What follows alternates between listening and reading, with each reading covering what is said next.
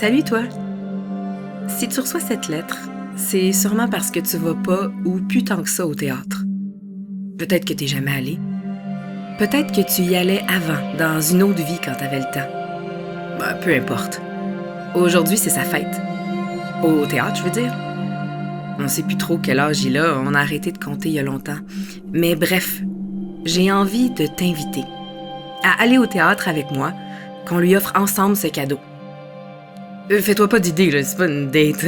Pas romantique, en tout cas. C'est juste que récemment, la journaliste culturelle Émilie Perrault parlait à la radio de l'importance d'avoir des gens qui servent de courroie de transmission entre les artistes et le public. Elle disait quelque chose du genre si personne te prend par la main pour aller au théâtre, tu risques de jamais y aller. Parce que ça fait juste pas partie de tes habitudes. J'ai pas envie que ça t'arrive. Que tu passes à côté du théâtre pour toujours. Ça m'a donné une idée un peu naïve, mais assumée. Partir une chaîne de lettres. Pas une chaîne creepy des années 90 qui te menace de malheur éternel si tu l'envoies pas à 10 personnes. Là. Non, une chaîne de lettres simple. Une invitation, comme une main tendue pour une sortie au théâtre qui en appelle une autre. Je te fais une confidence. Dernièrement, j'ai douté. Je me suis souvent sentie dépassée. J'ai lu que les arts de la scène sont en crise, j'ai vu dans les salles des tristes sièges vides, j'ai croisé des artistes essoufflés, épuisés, à bout. Pour moi, théâtre s'est parfois mis à rimer avec rédaction effrénée aux petites heures du matin, marathon de réunions et de listes tout doux sans fin.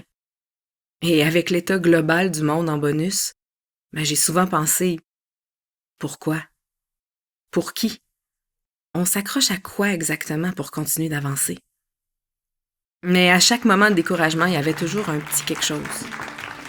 Une spectatrice émue aux larmes, une salle pleine d'enfants qui grondent de rire à l'unisson. Un repas partagé avec des artistes aux esprits en pleine ébullition. Un comédien amateur qui monte sur scène pour la première fois, le trac dans le ventre. Ce silence sacré avant le lever du rideau. Cette ovation debout, spontanée, une vraie de vraie qui vient des tripes. Toujours quelque chose comme une petite lumière, comme une sentinelle qui brille au loin. C'est certain que le théâtre est un espace d'engagement politique, un espace essentiel de réflexion sociale aussi, mais il reste avant tout pour moi un espace nécessaire d'émerveillement et d'émotions partagées. Un espace collectif où on se rappelle qu'on fait partie de quelque chose de plus grand que nous, qu'on fait partie du monde, dans toute sa beauté. Puis dans toute sa laideur aussi. Ces temps-ci, ce qui me convainc de l'importance du théâtre, c'est mon fils de 3 ans, qui voudrait voir des pestacs tous les jours de la semaine s'il le pouvait et qui traîne les souvenirs de ces moments au théâtre pendant des mois. Alors voilà, ceci est une invitation. J'espère qu'elle te rendra aussi fébrile qu'un gamin invité à une fête d'enfants. Il n'y aura peut-être pas de ballon ni de gâteau trop sucré, pas besoin de robe fleurie ou de souliers vernis, mais il y aura un moment partagé. Une petite brèche pour imaginer ensemble d'autres demains, d'autres possibles. Si tu acceptes de venir au théâtre avec moi, coche oui.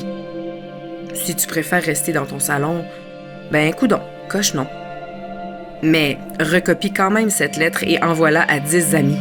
Sinon, qui sait, tu risques peut-être que Dionysos te hante pour toujours.